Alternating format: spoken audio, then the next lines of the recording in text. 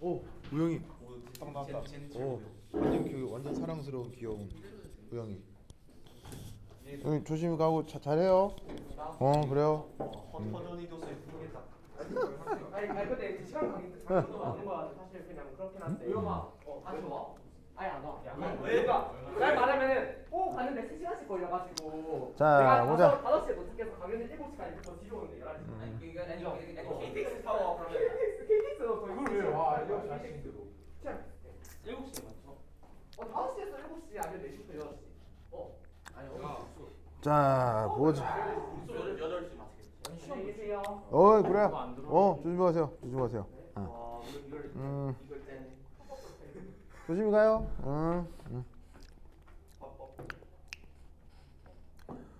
자, 이거 보시면 그 1.6에 금속의 재련 과정. 이게 이제 원래는 그 공교육 과정에 화학 원 과정에서 배우게 돼 있거든요. 수능 화학 원. 근데 여러분들이 수능 화학 원 교과를 배우질 않기 때문에 이 얘기를 안 들어봤을 거예요. 그래서 이제 뭐 살짝 얘기를 해드리면, 우선 이 녀석의 그 최종 결국 목표는 뭐냐면 이거예요. 바로 Fe2O3 라고 하는 광물이 있는데, 얘 이름이 뭐죠? Fe2O3라고 하는 이 광물의 이름은 철광석.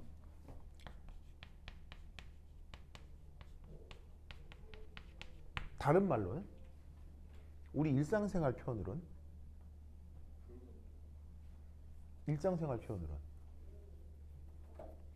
바로 녹이라고 하는 녀석이에요. 왜 녹슬었다 이거 녹 있죠? 그게 재예요. 예. 그럼 사실은 녹슨철은 무슨 경제적 가치가 있어요? 하등 쓸데기 없어요. 쓸데기 없죠. 그러니까 당연히 저 녹슨철이라고 하는 철광석은 우리 지구에 많이 있겠어요? 별로 없겠어요? 많죠. 많으니까 쓸데기 없죠. 그렇죠? 그리고 이제 땅 파면 되게 많이 나오는데 쟤를 가졌다가 결국에는 어떻게 하고 싶으냐? 요거예요. 이렇게 하고 그 다음에 이렇게 만들고 싶은 거지. 아시겠죠? 이렇게 만들고 싶은 거지. 그래서 이제 이때 이게 이렇게 만들고 싶은 거지. 그래서 이렇게 순수한 철을 이제 뽑아내고 싶은데, 근데 애석하게도 이때 온도가 몇 도냐? 1300도씨가 돼요. 1300도씨. 아시겠죠? 1300도씨. 그러면 이게 1300도씨가 된다는 얘기는 이게 무슨 말이냐? 1300도씨가 된다는 얘기는 바로 1300도씨 고비용이다. 온도를 1300도씨까지 대량으로 올리는 건 당연히 돈이 많이 들겠어요? 별로 안 들겠어요? 돈이 많이 들 수 있겠죠. 그러니까 뭐냐면 원리적으로는 저렇게 열을 가하면 될 텐데 온도가 너무 높기 때문에 이대로라고 하면 산업성이 없는 거예요. 그러니까 경제성이 없는 거죠. 그래서 이걸 경제성을 살리기 위해 살리기 위해 이 뭐냐면은 그 철기 시대 기술자들이 어떤 걸 발명해냈느냐, 이런 걸 발견해낸 거예요. 그걸 이제 우리가 뭐라고 부르느냐, 바로 두 번째 케미컬 커플링이라고 하는 건데, 우리말로 직역하자면 그냥 뭐 화학적 짝지음 뭐 이렇게 표현할 수도 있겠네요. 자, 뭐냐 이겁니다. 바로 첫 번째는 1. 위드 코크스. 자, 코크스라고 하는 녀석이 있는데 얘는 탄소 혹은 석탄이라고 해도 좋아요. 덩어리의 한 종류입니다.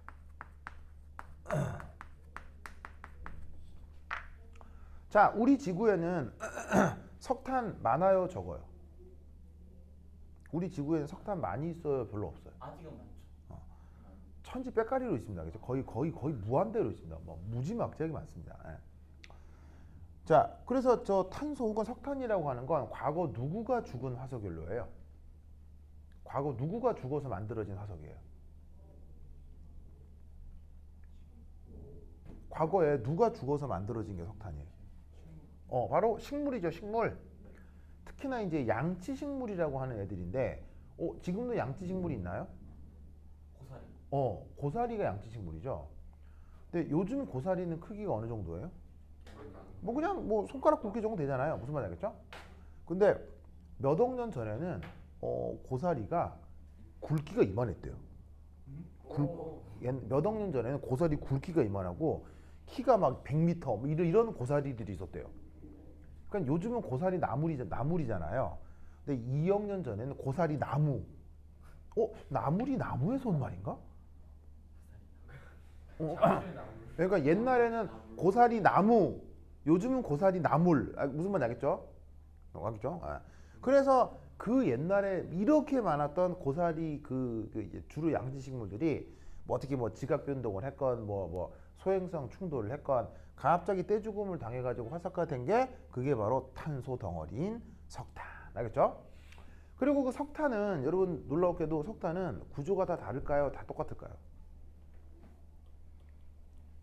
석탄의 구조는 한 가지일까요? 다양할까요? 의외로 굉장히 다양합니다. 아주 다양합니다. 우리가 알고 있는 흑연이라고 하는 거 있죠? 흑연도 그 석탄의 한 종류예요. 이게 꼭 흑연만 있는 게 아니고 굉장히 다양해요. 그래서 뭐 갈탄, 뭐 무연탄 등등등 굉장히 다양한데 그런 것 중에 코크스라고 하는 그 녀석이 있다 이런 말이에요. 그럼 당연히 코크스는 가격이 싸겠어요, 비싸겠어요? 싸겠어요, 비싸겠어요? 아우 싸겠죠. 왜냐면 지구에 천지백가리로 많다며요. 땅 파면 어디나 다 나, 어디나 다 나. 그래서 이때 얘를 어떻게 이렇게 생각할 수가 있습니다. 바로 요래 얘가 저기에 있는 간지러. 자, 요 코크스가 탄소 덩어리거든요. 탄소 덩어리. 보이죠? 이 탄소 덩어리. 요 탄소 덩어리와 함께 어떻게 되냐? 보시다시피 얘를 어떻게 써지? 얘를 어디 갔어?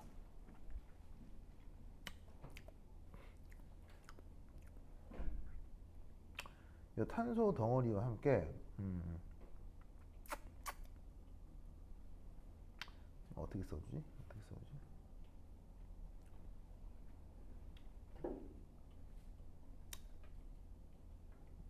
뭐 상관이 없는데. 그래서 어쨌거나 이 탄소가 여기에 있는 이 Fe2O3랑 반응을 해서 뭐가 만들어질 수 있냐면 요렇게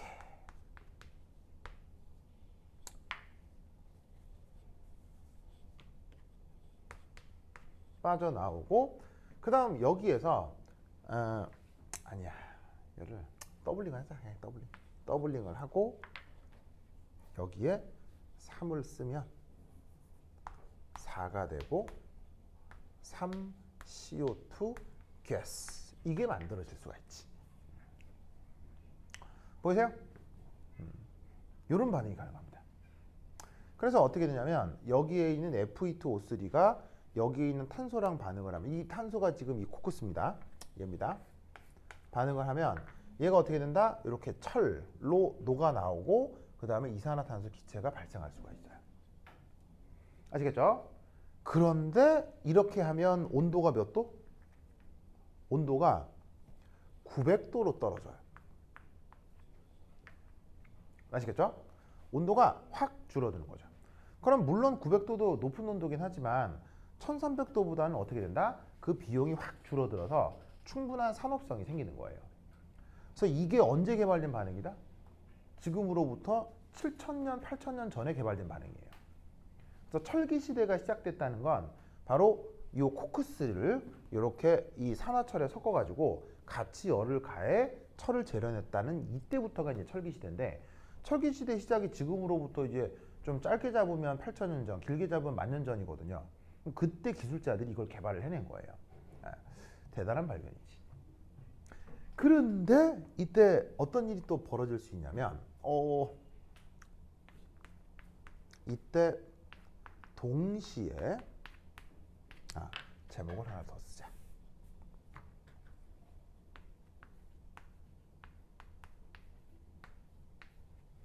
자, CO5라고 쓰고요. 우리말 번역은 뭐죠? 일산화탄소.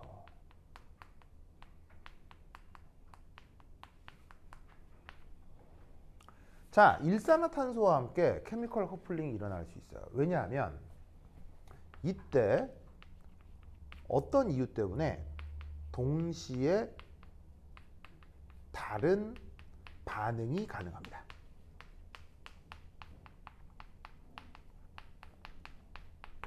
그 다른 반응이라는 게 바로 이겁니다. 이 코크스가 산소랑 만나가지고는 뭐가 된다? 요렇게 일산화탄소가 되는 불완전 연소가 일어날 수 있어요.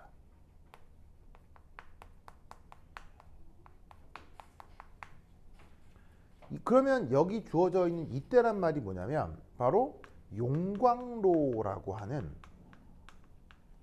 특수한 상황을 뜻해요.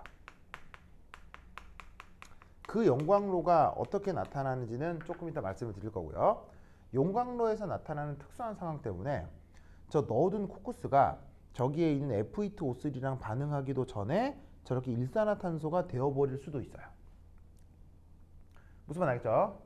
그리고 나면 이때 어떻게 된다? 요렇게 저 Fe2O3가 누구랑 반응을 한다? 일산화탄소랑 반응할 수 있어요. 그러면 그때 뭐를 만드냐면 역시나 철을 재련시키고 이산화탄소가 만들어질 수 있죠. 아시겠죠?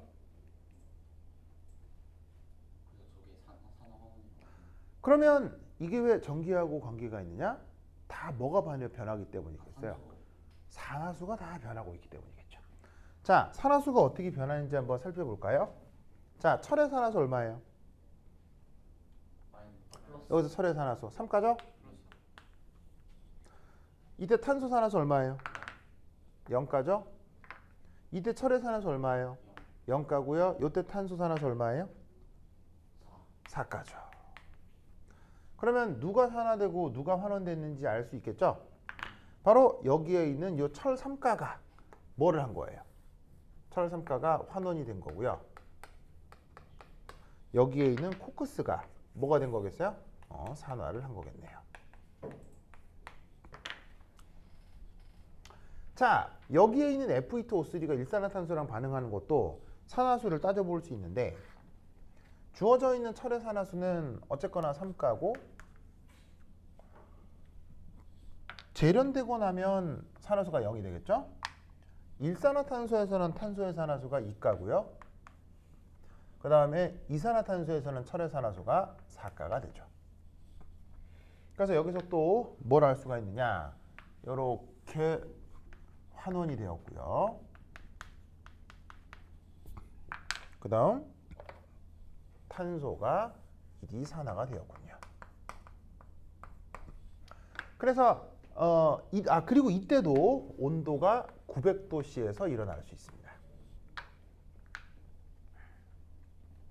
그러니까 그냥 철을 생짜로 열을 가하는 것보다는 코크스를 집어넣고 같이 가열을 하면 이렇게 코크스가 직접 반응해서 철을 재련시킬 수도 있고 코크스가 불완전 연소를 통해 일산화탄소가 만들어지면서 이렇게 또 철을 재련시킬 수가 있는 거예요. 무슨 말 알겠죠? 알겠죠? 그거 계기 드시기 바랍니다. 오케이, 됐다. 자, 그럼 이때 여기서 철의 재련 과정에서 코크스하고 일산화탄소 중 누가 더 효율적일까요? 코크스와 철의 재련 과정에서 코크스하고 일산화탄소 중 누가 더 효율적인 환원지일까요? 둘 다 자, 퀴즈.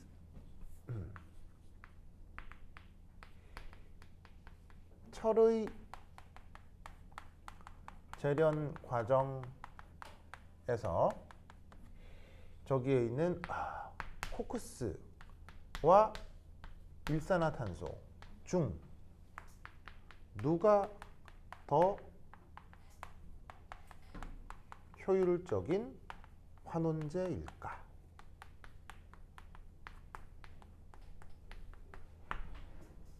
솔루션 1. 자, 생성되는 철의 질량 관련 해서는 어떤 생각을 해볼 수가 있느냐? 자 봅시다.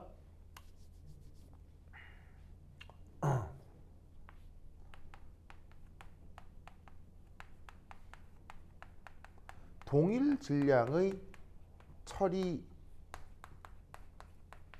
재련될 때. 자, 그럼 동일 질량의 철이 재련된다는 게 무슨 말이냐면요. 자, 코크스가 반응할 때는 철이 4개, 그 다음에 일산화탄소가 반응할 때 철이 2개가 나오기 때문에 얘네들을 어떻게 해주는 게 좋으냐? 양변에 곱하기나 나누기를 통해서 계수를 일치시키는 게 좋겠어요. 자, 그럼 어떻게 해주냐면 예를 들어서 얘를 2로 한번 나눠보자 이런 얘기예요. 그럼 쟤를 2로 한번 나눠보면 이 반응식하고 쟤를 2로 나눠서 한번 생각을 하면 F2O3 한번 더 써볼게요. 2분의 3 탄소, 그 다음에 2F2 솔리드, 2분의 3 CO2.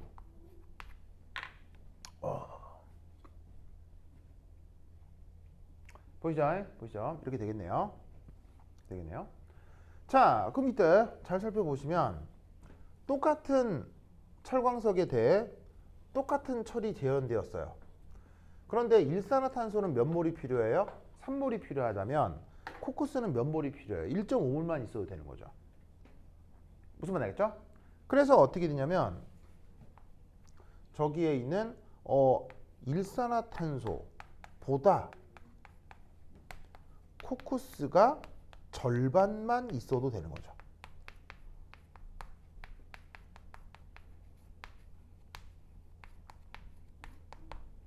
그러니까 양적인 관계에서는 저기에 있는 코크스가 더 좋은 환원제겠어요? 일산화탄소가 더 좋은 환원제겠어요? 코크스가 더 좋은 환원제라고 볼 수 있다는 얘기예요. 양이 조금만 있어도 저렇게 똑같은 동일한 질량의 철을 만들어낼 수 있으니까요. 무슨 말 알겠죠? 그리고 이때 또 재밌는 건 이거예요. 요즘 또 중요한 트렌드인데 이겁니다. 바로 CO2 생성량 역시 어떻게 돼? 코크스에서 더 작네요.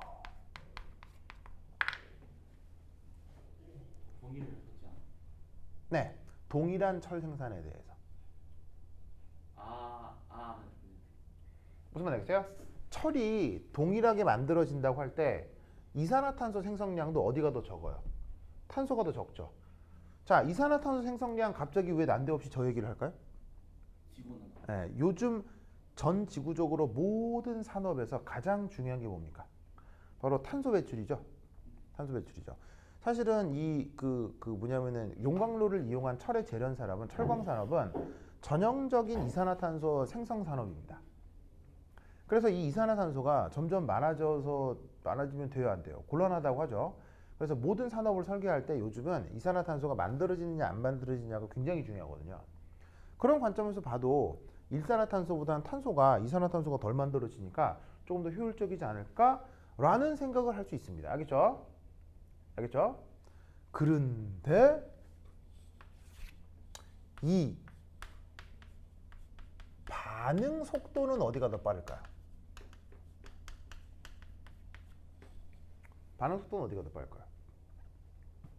바로 기체상인 CO가 더 효율적이라는 걸 알 수 있죠. 왜냐하면 이 반응을 보면 코크스도 고체고 철강석도 고체일 거 아니에요. 그럼 고체하고 고체가 섞이는 속도가 빠르겠어요? 고체의 기체가 확산하는 속도가 빠르겠어요? 당연하겠죠. 당연하겠죠. 그런데 이 속도 문제가 왜 중요하죠? 그래야 더 많은 양을 얻을 수 있어. 반응 속도가 이게 왜 중요하죠? 산업에서? 빠르게. 산업에서 반응 속도는 왜 중요하죠? 그러니까 만들어지는 생성물의 양도 중요하죠. 많이 만들어지니까 이게 결국 상품일 거 아니에요. 그럼 상품의 아웃풋이 많을수록 좋긴 좋겠죠. 근데 그것도 중요하지만 화학 산업에서는 뭐 화학 산업이 아니라 모든 산업에서는 이 속도가 중요해요. 반응 속도가. 왜? 바로 반응 속도가 빠를수록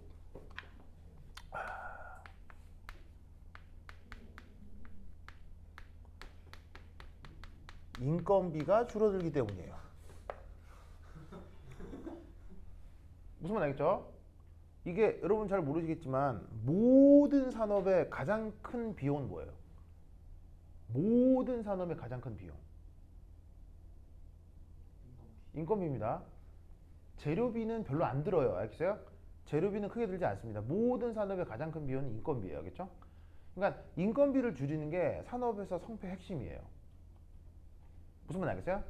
산업 성패 핵심이에요. BMW, 아우디, 벤츠는 왜 좋은 자동차 회사가 됐을까요? 인건비를 많이 적게. BMW, 아우디, 벤츠는 왜 이렇게 세계 1류 회사가 됐을까요? 세계 1류 회사가 돼서 선정을 했을까요? 방금 얘기했잖아요. 산업에서 가장 중요한 가장 큰 비용이 뭐라고요? 반응 그 뭐냐면 인건비라고요. 여러분 그거 우리나라에서 노동자 한 명 쓰려면 한 달에 얼마 줘야 돼요? 아무리 작게 줘도 한 달에 얼마 줘야 돼요? 그래 겨우 노동자가 이래요. 우리나라에서 한 달에 300만 원 줘야 돼요. 알겠어요? 300원 줘야 우리나라에서 한 달에 이 노동자가 움직인다고요. 그럼 1년이면 얼마예요? 3,600만 원이죠. 그럼 그런 사람은 3,600만 원 사람을 10명 쓰면 3억 6천, 100명 쓰면 30억 넘는 거 아니에요? 무슨 말 알겠어요? 즉 모든 그 산업에서 가장 고비용은 인건비예요. 그럼 왜 벤츠, BMW, 아우디는 전 세계 최고의 인류 회사가 되었느냐? 이 회사들이 언제 성장했죠? BMW, 아우디, 벤츠가 언제 성장했죠? 바로 세계대 2차 대전이에요. 이때 이 회사들은 독일 회사들이잖아요. 누구를 잡아왔겠어요? 유대인을 잡아왔겠죠. 일을 시켰겠죠. 임금을 적게 안 적게요? 당연히 안 주죠. 왜 줘요? 미쳤어요? 무슨 말 하겠어요? 그럼 어떻게 돼? 한 명당 인건비가 연간 4천만 원 정도 되는 사람들을 100만 명씩 데려다 썼다고요. 무슨 말 하겠어요? 그럼 이 말은 무슨 말이겠어요? 산업을 공짜로 돌렸다는 얘기죠.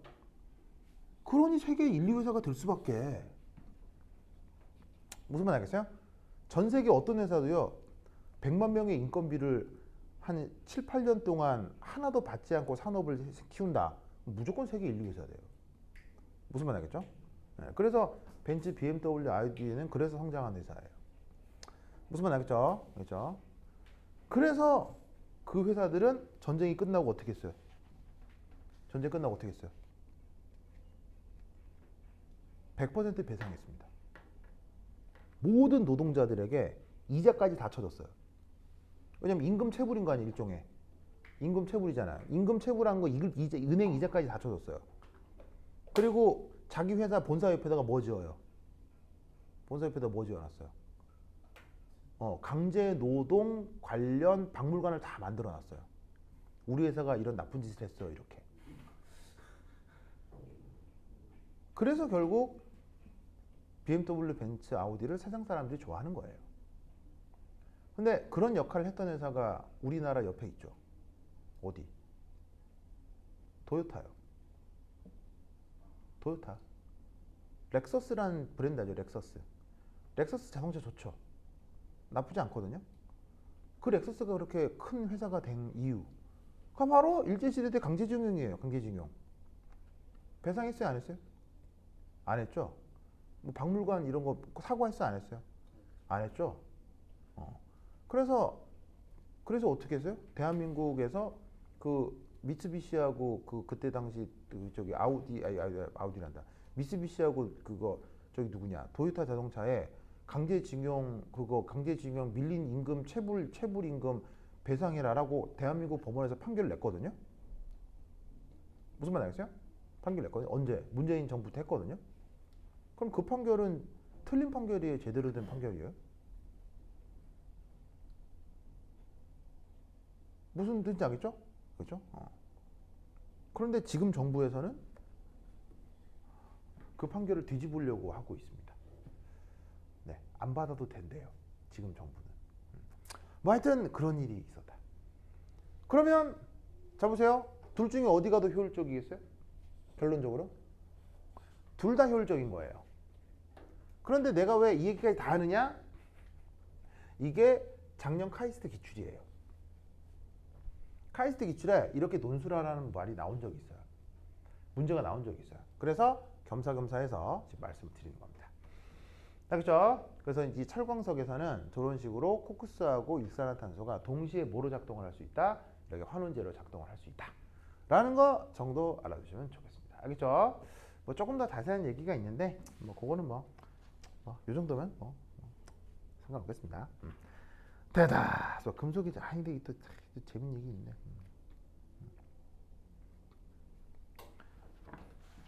자, 그러면 그 다음 1.7의 패러데이 법칙으로 가보도록 하겠습니다. 패러데이 법칙. 이거 시험에 그래 여러 번 시험하고 관계가 없지. 근데 입시하고 관계 있어. 어떡하지? 진짜.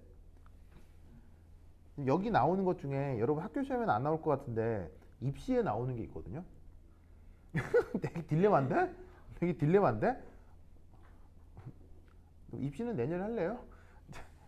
네, 입시는 내년에 합시다. 자, 그 다음 1.7 패러데이 법칙.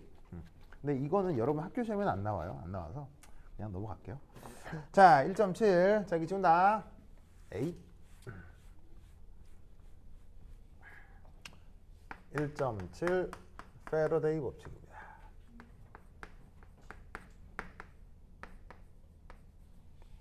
자, 패러데이라고 하는 19세기에 살았던 위대한 화학자가 계신데요. 이 양반이 만들어낸 어떤 실험적인 어떤 데이터 처리 방법입니다. 자, 얘는 뭐냐면 이거예요. 산화 환원 반응의 자유전자는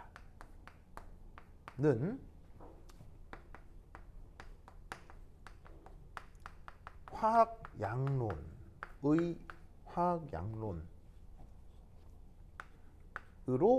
그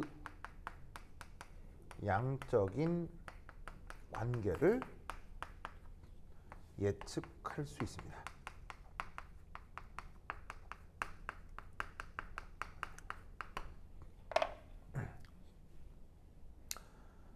자, 산화환원 반응식에 전하량 보존을 위해서 더해주는 전자 있잖아요. 환원 반응에서는 왼쪽에, 산화 반응에서는 오른쪽에 적히는 전자 있죠. 그게 물리적으로는 자유전자거든요. 근데 그 자유전자 역시 누구의 영향을 받는다? 화학양론의 영향을 그대로 받는다는 얘기예요. 그래서 그걸 맨 처음 실험적으로 보여준 사람이 패러데이 법칙이에요. 패러데이라는 사람이에요.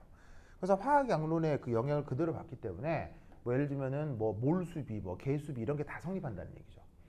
그래서 백문이 불여일견이라 거기 이제 예를 하나 들어볼 텐데 거기 연습 문제 8 한번 보도록 하겠습니다.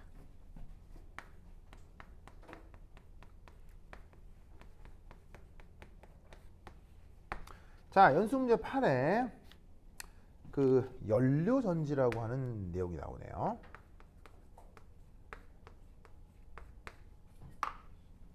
자, 연료전지는 전체 산화환원 반응에서 아주 중요한 어떤 주제입니다.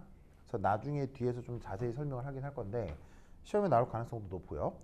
그 퓨얼셀을 지금 얘기하겠다는 건 아니고요. 이 퓨얼셀과 관련된 어떤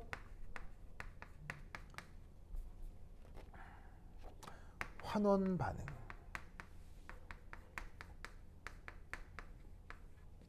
대해서 문제가 제시되어 있습니다. 자, 그럼 이게 뭐냐? A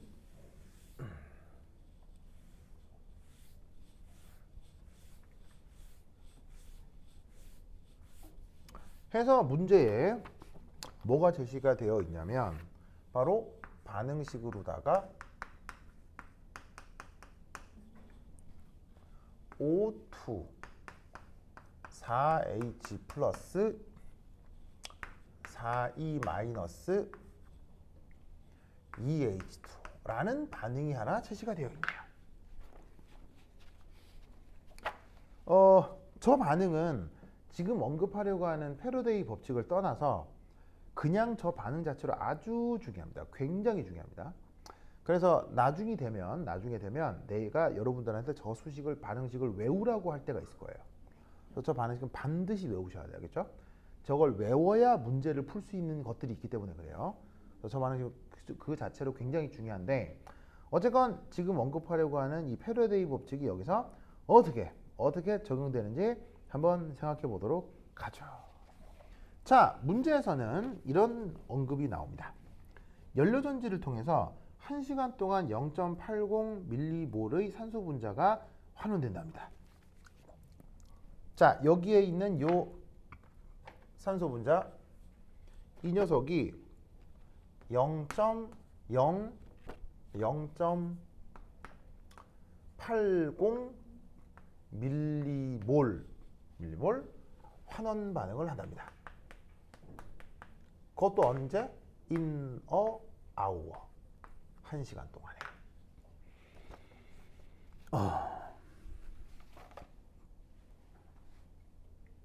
보이시죠?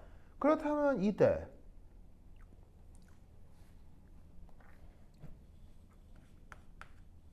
이 변화 과정 동안 공급된 전류가 어떻게 되겠느냐를 묻는 문제네요.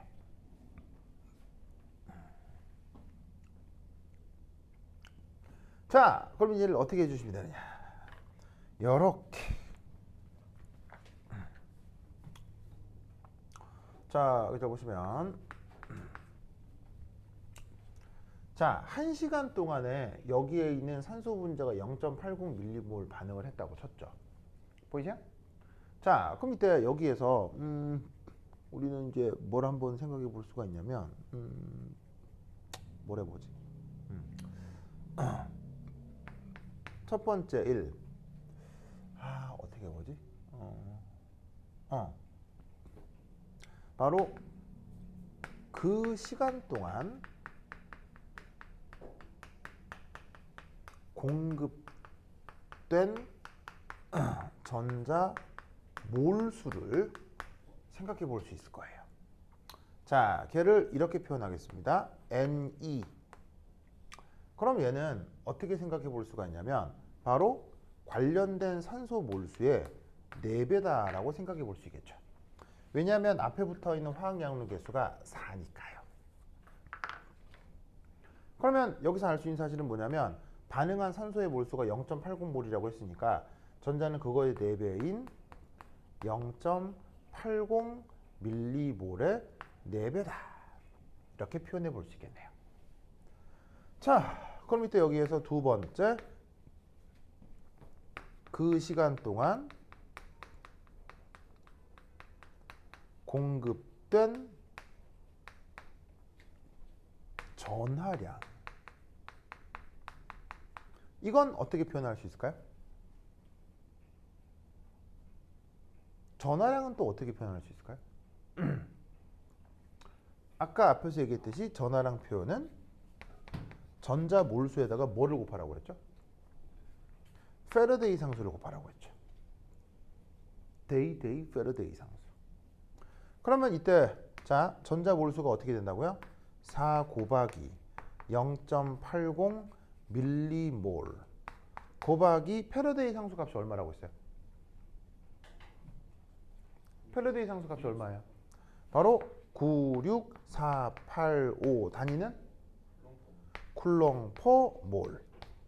자 그러면 단위가 누가 약분되겠어요? 몰하고 몰이 약분되겠죠. 그러면 단위가 뭐만 남느냐? 4 곱하기 0.80 곱하기 96485 밀리 쿨롱이 나올 거다 이런 말이죠. 아시겠죠?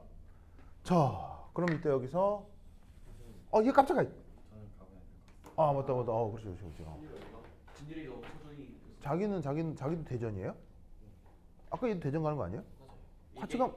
같이 가면 안 돼요? 아니 저는 KTX 아 KTX 얘는요? 걸어간대요? 아 차 타고 끌려가고 축집 붙습니다. 어? 축집 축지버로요? 아 그래요? 아니, 차 타고 간다고요? 무슨 차요?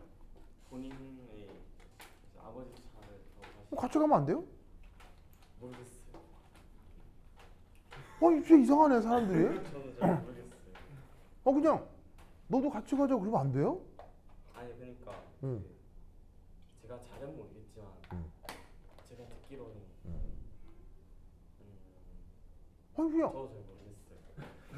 그냥 오토 타고 가면 되는 거 아닌가? 그렇긴 한데 그냥 우유기 아버지한테 안녕하십니까 인사 한번 하고 그냥 쭉 앉아가면 되는 거. 아 그래요? 네 알았어요. 그래. 하여튼 그래 조심히 가요. 그래 조심히 가요. 맞아, 양호쌤 수업 내는 것도 있고. 그래요. 조심히 갔다 오세요. 어떠세요? 그래요? 이상하다. 나 같으면 그럴 것 같은데? 아닌가? 아니 내가 좀 이상한 거예요? 그냥 인사 한번 인사 한번 꾹꾹하고 그러니까 여기 또 묻어가면 되는 거죠. 그냥 저 여기 묻어가면 되는 거지. 그걸 나 이상 알 수가 없네. 그래? 근데 나는 그거 취소하면 되지. 그 인터넷으로 쿡하면 취소되는데 그걸 너 희한하네. 그래? 그래. 그러면 이게 부산역까지 가야 된다는 거야? 여기서 부산역까지? 생각할수록 복잡하네. 이게 진짜. 여기서 부산역까지 저기 1시간이나 걸리는데. 자, 하여튼 보자. 네, 그래. 근데 우혁이도 그러고 보니 친구 데리고 가지. 진짜 이상해. 자, 어쨌건 하여튼 그렇다. 네. 자, 그다음 세 번째. 그다음 뭘 해볼 거냐? 바로 전류. 계산해 볼 거예요. 여러분 전류의 정의가 뭐죠? 전류의 정의? 바로 뭐냐면 이동한 전하량 분에 걸린 시간. 이걸 우리가 전류라고 하죠? 그러면 그 전류를 보통 우리가 I 이렇게 쓰니까 이동한 전하량 지금 요거가 되지 않겠습니까? 그래서 4 곱하기 0.80 96485 밀리쿨롱. 그리고 이때 걸린 시간은 얼마예요? 1시간이라며. 그럼 1시간은 초로 바꾸면 몇 초야? 3600초가 될 거다 이런 말이에요. 아시겠죠? 그래가지고는 여기에 있는 보이는 요 숫자죠. 숫자 4 3600 0.80 96485 얘를 다 계산을 하면 계산기에 넣고 톡톡 두드리면 대략 86 정도가 나오나 봐요. 이것도 계산하면 86. 그리고 여기에 지금 밀리라고 하는 단위는 그대로 써주시면 되고요. 그리고 이때 쿨롱과 세크 이게 뭐로 바뀌죠? 단위가 암페어로 바뀌죠. 왜냐하면 1암페어의 정의가 어떻게 돼요? 예를 들면 1쿨롱의 정의가 어떻게 돼요? 1쿨롱의 정의가 바로 1암페어 곱하기 1세크. 이게 쿨롱과 암페어의 정의죠. 그러다 보니까 쿨롱을 세크로 나누면 암페어가 나올 겁니다. 이때 요 아이디어 있죠? 요거. 이걸 뭐라고 부른다? 패러데이 법칙이라고 한다. 이런 말이에요. 아시겠죠? 자, 뭐냐면 전체 반응식에서 이 표기된 전자가 이게 바로 자유전자인 거예요. 근데 그 자유전자 역시 양적인 관계가 뭘 따른다? 예를 들면 1대 4대 4대 2의 화학 양론 개수비를 그대로 따른다라는 거예요. 이게 전자라고 하는 게 그 전자의 실존을 검출하는 게 쉽지는 않거든요. 특히나 화학 반응 같은 데서. 그런데 그것을 그 실제로 검출하기도 어려운 저 자유전자를 그냥 일종의 반응물처럼 생성물처럼 여겨도 된다라는 가정이 바로 패러데이 법칙입니다. 그래서 이 패러데이 법칙도 잘 기억해 두시기 바랍니다. 오케이, 됐다. 자, 한 장 넘기시면 거기 연습 문제 9가 하나 있을 거거든요. 찾았어요? 한 장 넘기시면 거기 연습 문제 9라고 있는 건데 찾았어요? 찾았죠? 요거 한번 꼭 트라이를 해보시기 바랍니다. 옥스토비 연습 문제인데 그 뭐냐면 메스터톤의 옥스토비 연습 문제랑 비슷한 유형의 것들이 있기 때문에 요거 한번 풀어보세요. 크게 어렵지 않습니다. 방금 말씀드린 요 패러데이 법칙 원리 그대로 적용해서 풀어주시면 돼요. 됐다. 자, 이제 그 다음에 볼 건 뭐냐면 갈바닉 셀입니다. 자, 뭐냐? 칠판 지울게요. 칠판 지운다잉.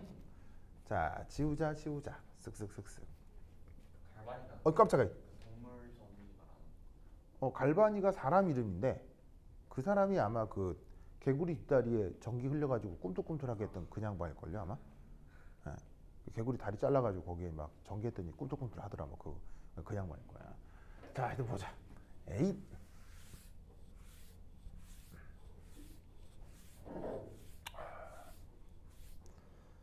자, 두 번째 이.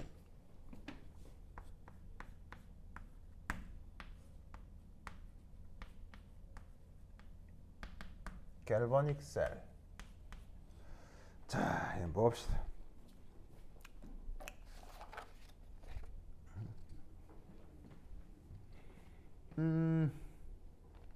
자, 이 갈바닉 셀의 중요한 특징 중에 하나는 바로 이겁니다.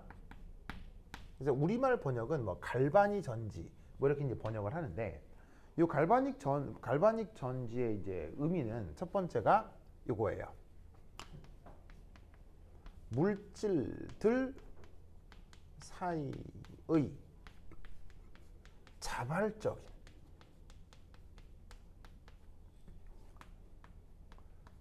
레독스 리액션을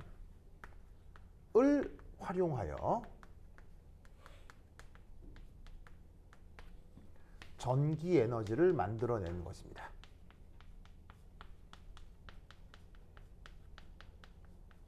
그런 걸 갈바닉 셀이라고 합니다. 그리고 이 갈바닉 셀의 또 하나 중요한 특징은 바로 이거. 전극을 구성하는 물질이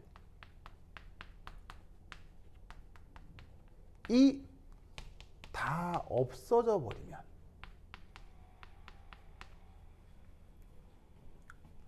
더 이상 전기 에너지를 만들어낼 수 없습니다.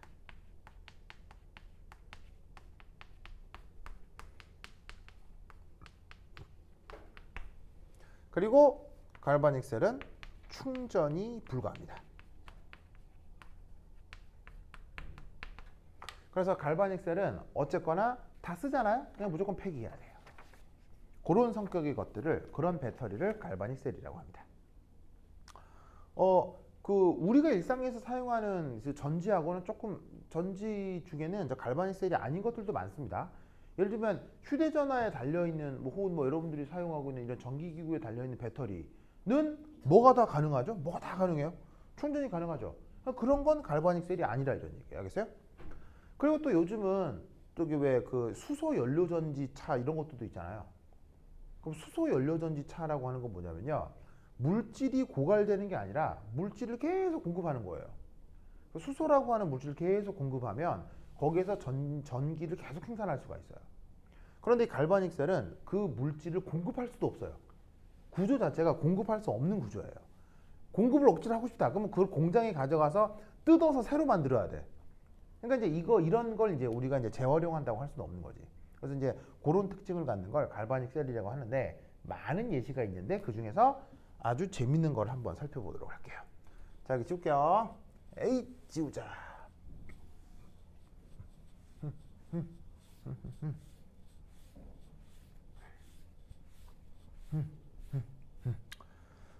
자, 그래서 거기 내가 예시로 뭘 해놨느냐. 2.1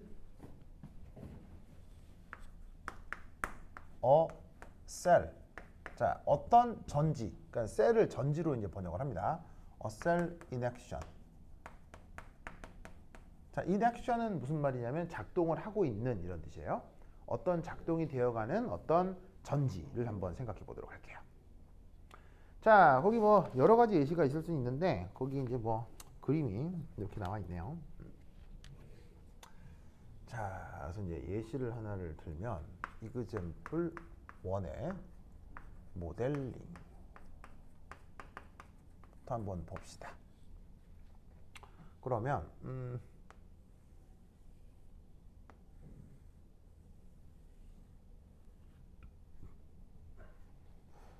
그다음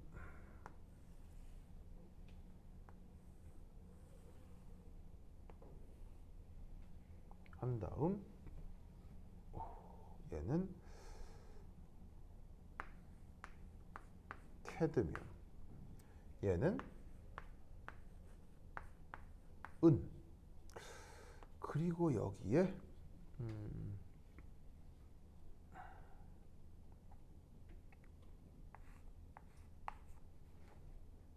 여기 했을까?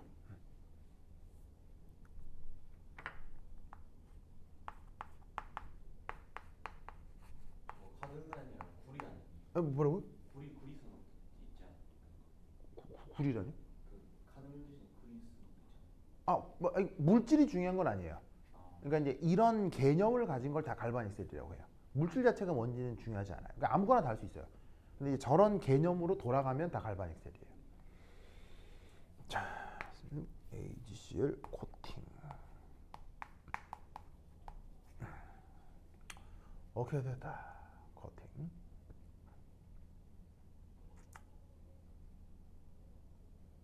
오케이. 그리고 뭐 여기를 CdCl2 수용액으로 만들고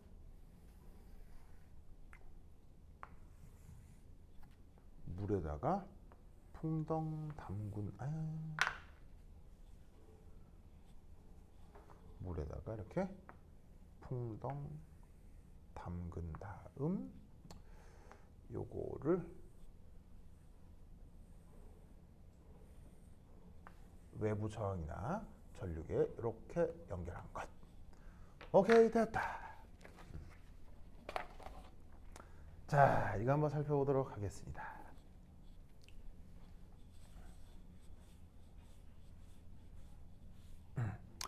자, 우선 여기서 얘는 이제 캐드뮴이고요. 얘는 은판이에요. 은판이니까 좀 가격 좀 나가겠죠? 근데 은판은 은판인데 구조가 좀 독특해요. 그 은판의 표면이 AgCl로 코팅이 돼 있어요. 여러분 AgCl 아시죠? 바로 전 국민이 다 아는 침전 혹은 뭐 앙금 아시겠죠? 그래서 대표적으로 물에 녹지 않는 이온계란 물질 중에서 AgCl 같은 걸 우리가 앙금, 침전이라고 하잖아요. 그렇죠? 그게 저 은판 표면에 살짝 코팅이 돼 있어요. 그러면 여러분 은은 무슨 색깔이에요? 은은 은색이죠. 네. 그래서 은은 그 반짝반짝한 금속 광택이잖아요. 근데 AgCl은 무슨 색이에요? AgCl은 무슨 색이냐면요. 바로 이런 식의 허연색입니다. 허연색. 허연색이 이렇게 코팅이 되는 거죠. 허연색 이렇게.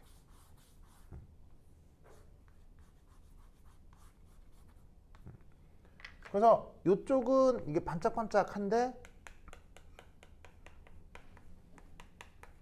그 겉 표면의 일부가 이렇게 이제 화이트로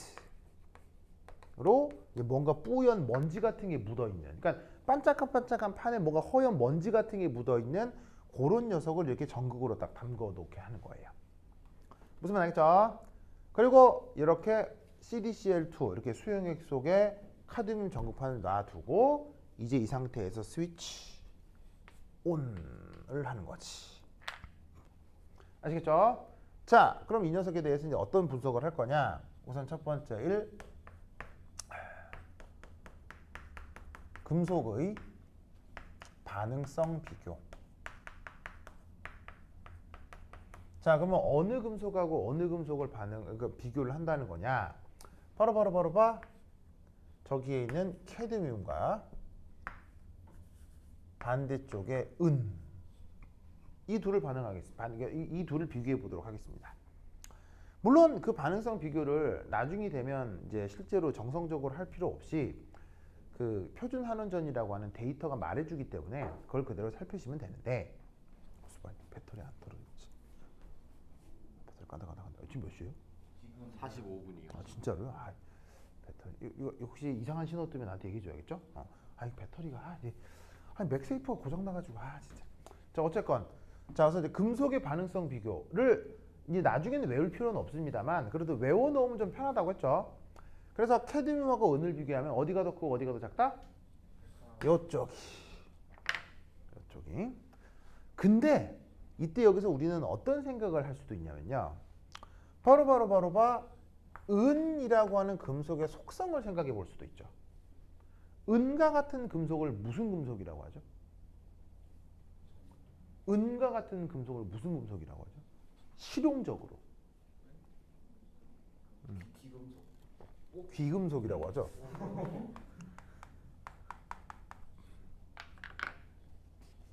여러분, 귀금속의 가장 중요한 특징은? 광택이요?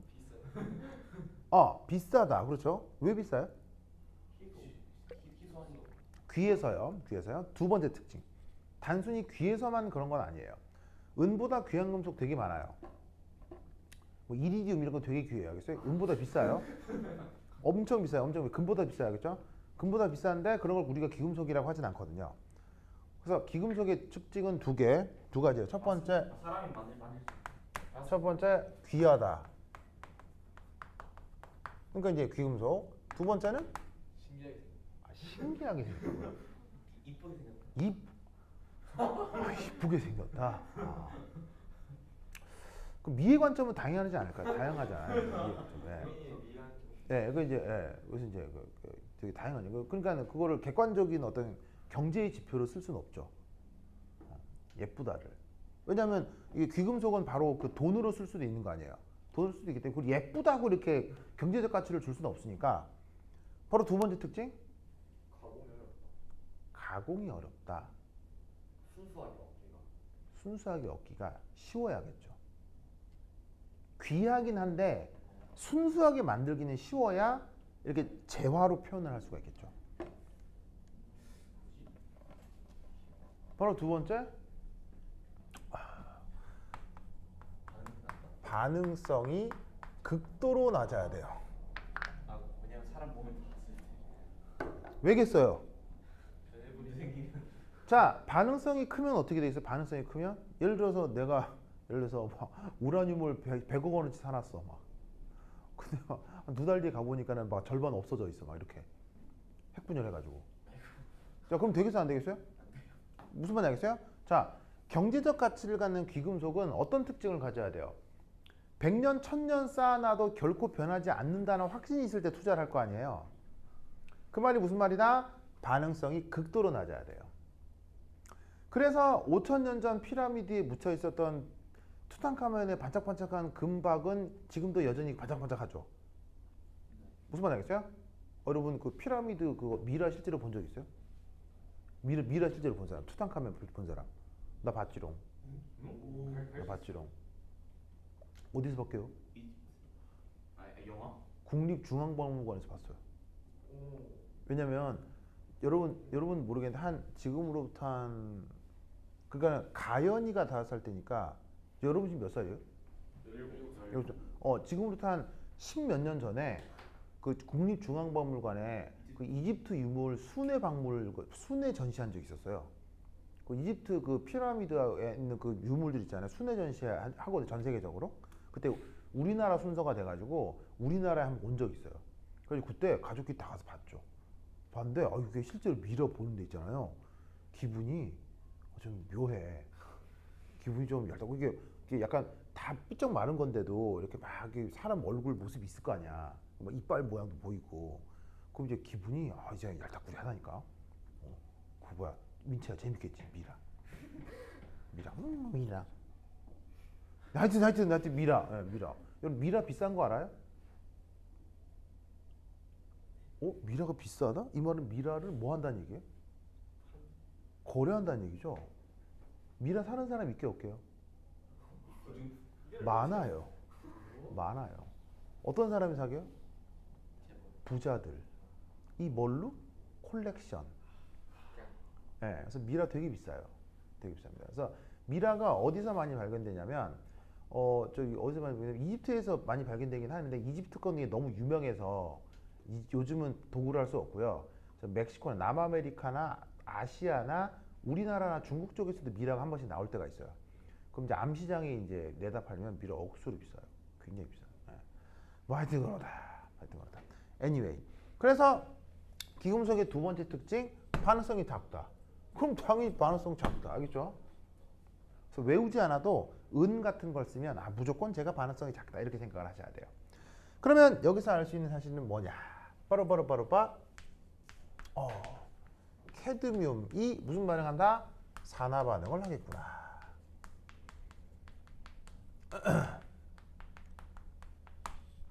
그래서 뭐라고요?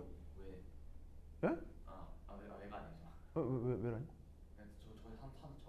반응성을 따져서 응. 산화 반응을 알 수 있고. 예.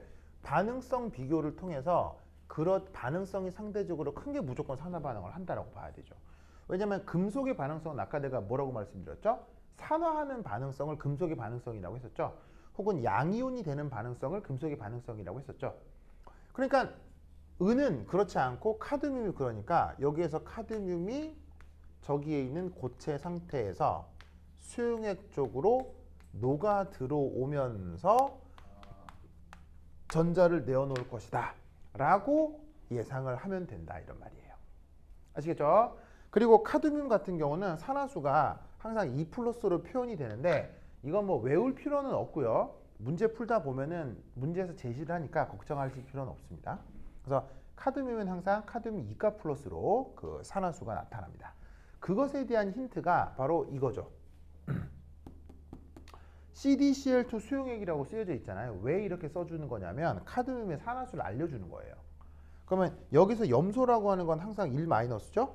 그럼 당연히 수용액 중에서 카드뮴의 산화수는 2+니까 얘가 물속으로 만약에 녹아 들어온다고 하면 2+인가 보다 이렇게 눈치를 채면 되는 거죠. 그래서 직간접적으로 문제에서는 어떤 원자의 가장 안정한 산화수를 문제에서 어떤 식으로는 알려주게 되어 있어요. 알겠죠? 그래서 카드뮴 2+가 되는구나. 그러면 이때 어떤 일이 벌어진다? 여기에서 얘가 짜잔 하고 카드뮴 2+가 여기서 녹아 들어오는 거예요. 무슨 말 알겠죠? 그러면 녹아 들어오면서 동시에 여기가 어떻게 되겠어요? 전자가 2개가 만들어지겠죠. 무슨 뜻인지 아시겠죠? 그러면 이때 여기에서 요렇게 1 산화 반응이 일어나는 전극을 뭐라고 한다? 그걸 에노드라고 합니다. 오씨 모기. 아씨 모기. 여기 뭐 있어요? 뭐라 방금 뭐가 따끔했는데. 아씨 뭐지? 우유가 못 잡아. 그래 우혁이가 있으면 잡아줄 텐데. 그래. 어쨌든 자 하여튼 산화 반응이 일어나는 전극을 에노드 그리고 우리말 번역은 산화 전극이라고 합니다. 음극이 아니에요? 음극 양극이라는 표시는 요즘 하지 않습니다. 잘 쓰지 않습니다. 그냥 에노드 혹은 산화 전극 이렇게 하시는 게 조금 더 명확합니다. 그래서 산화 전극이 일어나는 전극을 에노드라고 하고 보통 어떻게 한다? 보통 왼쪽에 표시합니다.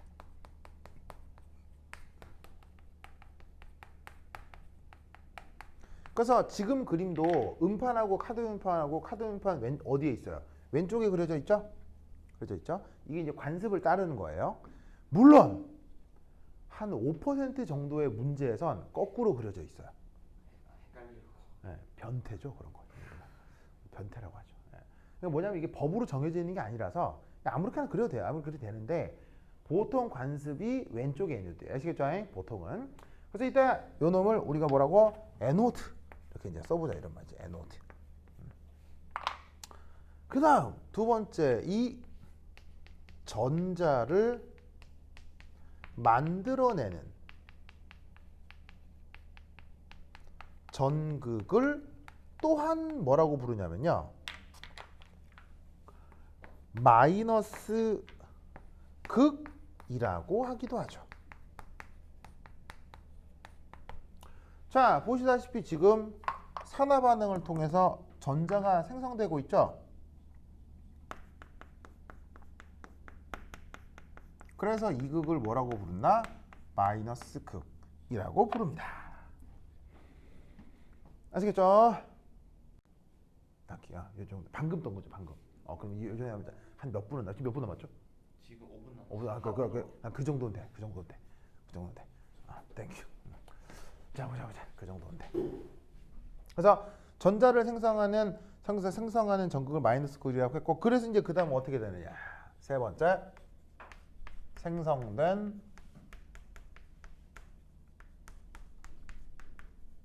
자유전자가 외부 회로를 따라 반대쪽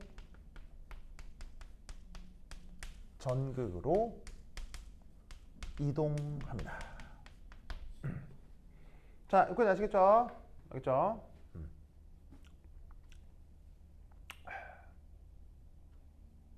이때 4. 당연히 반대쪽 전극에선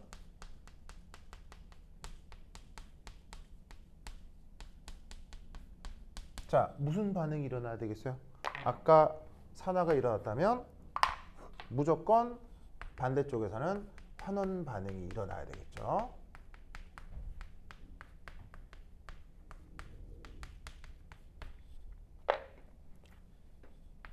이때 명심하실 건 첫 번째 1. 자유전자는 누구를 좋아할까요? 누구를 좋아할까요? 양이요. 그렇지. 대단해요. 바로 양이온을 좋아하겠죠.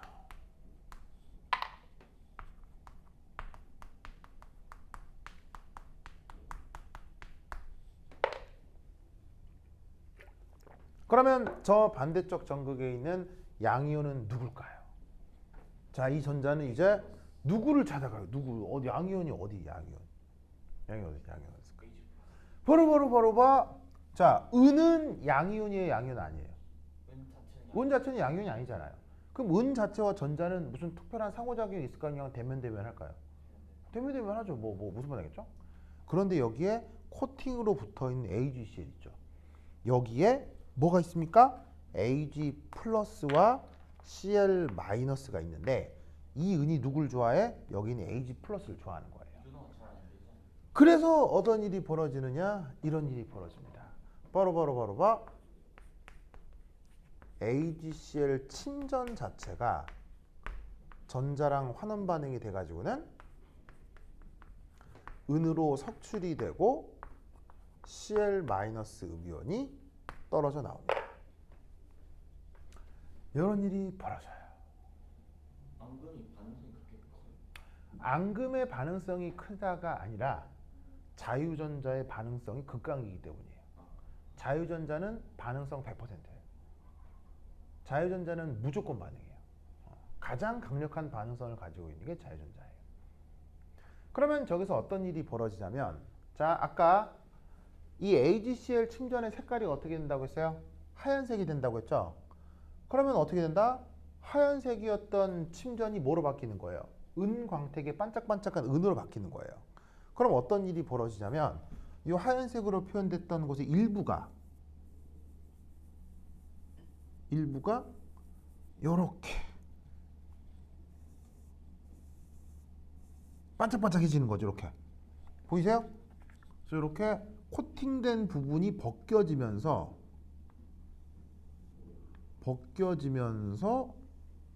여기에 은이 드러나는 거죠. 무슨 말 알겠죠? 그러면서 여기에 이온결합으로 붙어 있었던 Cl-가 바깥쪽으로 수용액 쪽으로 뽀롱 뽀롱 하고 빠져나오게 되는 거예요. 아시겠죠? 이런 일이 최종적으로 나타납니다. 그리고 또 여기에서 또 하나 살펴볼 거는 그리고 이제 여기서 몇 가지 이름들이 있는데 이제 두 번째 그래서 어떻게 한다? 이런 식으로 환원 반응이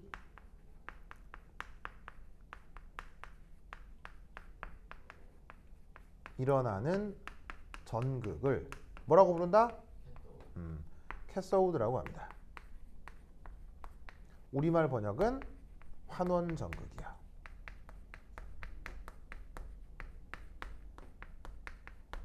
그리고 보통 어느 쪽에 쓰겠어요? 보통 오른쪽에 표기를 합니다.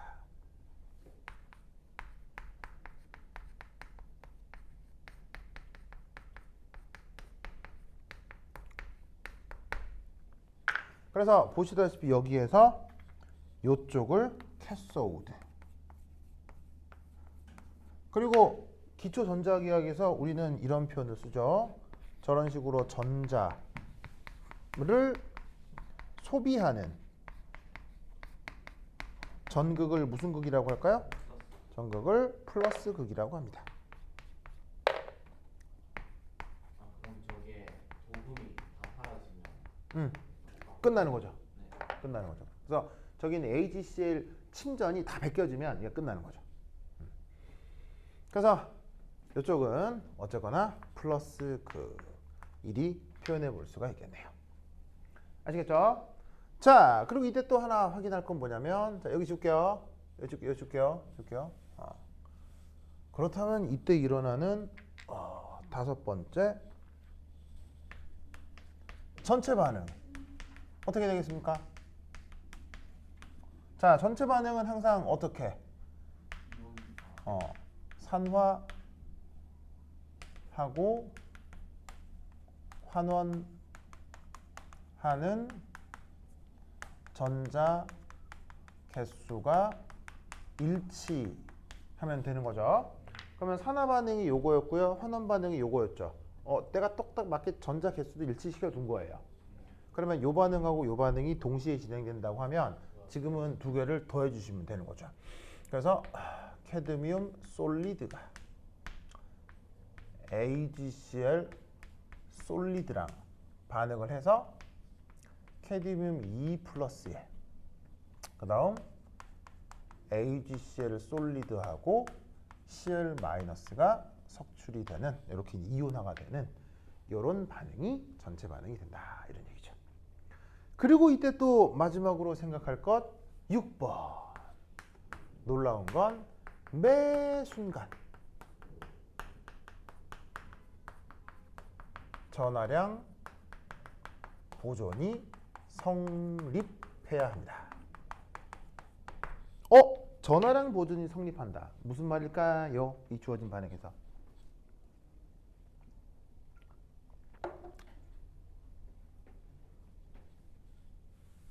뽀로뽀로뽀로뽀 이 전하량 보존의 의미는 이겁니다.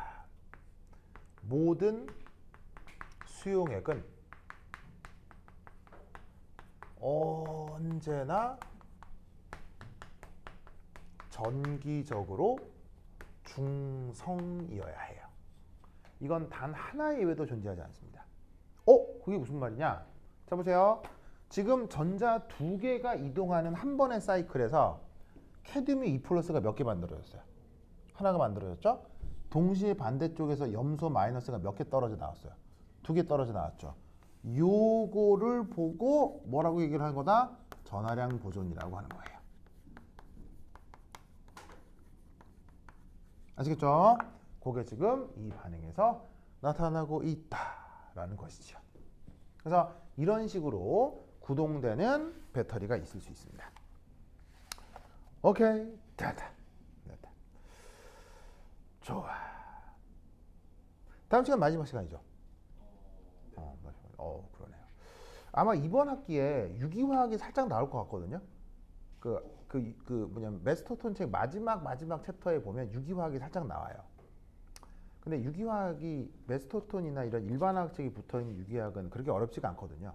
저희 그 네. 작년 거 보니까 어떻게 그 배미규합 나오는데 잠깐 뭐야 그거 유기화학 부분이 유기화학 부분이 그거 뭐 어느 정도로 나왔었어요? 나온 게 있어요? 유기화학 부분이? 봅시다. 이게 기출이 있어요? 이거는 기출이 있어요? 작년 거? 아니 이거는 친구한테 빼돌린 건데. 그럼 나를 줘야죠. 네? 나를 줘야죠. 나한테 보내줘요. 저작권법에 저촉될 수 있어서. 어? 응? 나한테 보내줘요 빨리.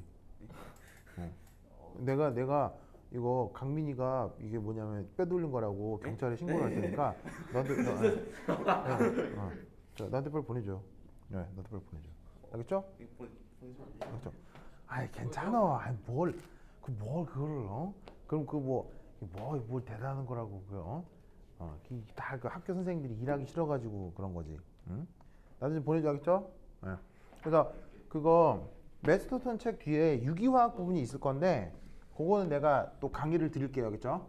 그래서 그 강의 보시면은 어렵지 않게 금방 할 수 있어요. 그 유기화학 간단하게 붙어 있는 거는 되게 쉬우니까 제가 강의 드릴 테니까 그것만 보고 그냥 살짝 생각을 해주시면 됩니다. 그럼 그거 보내줘야겠죠? 네. 지금 보내고 있어요? 그래. 오케이 됐다. 됐다. 그럼 여기까지. 다음 시간에 만나요. 안녕. 배터리 어떻게 됐지? 배터리 괜찮나? 버티고 있어. 다행이다. 짜잔.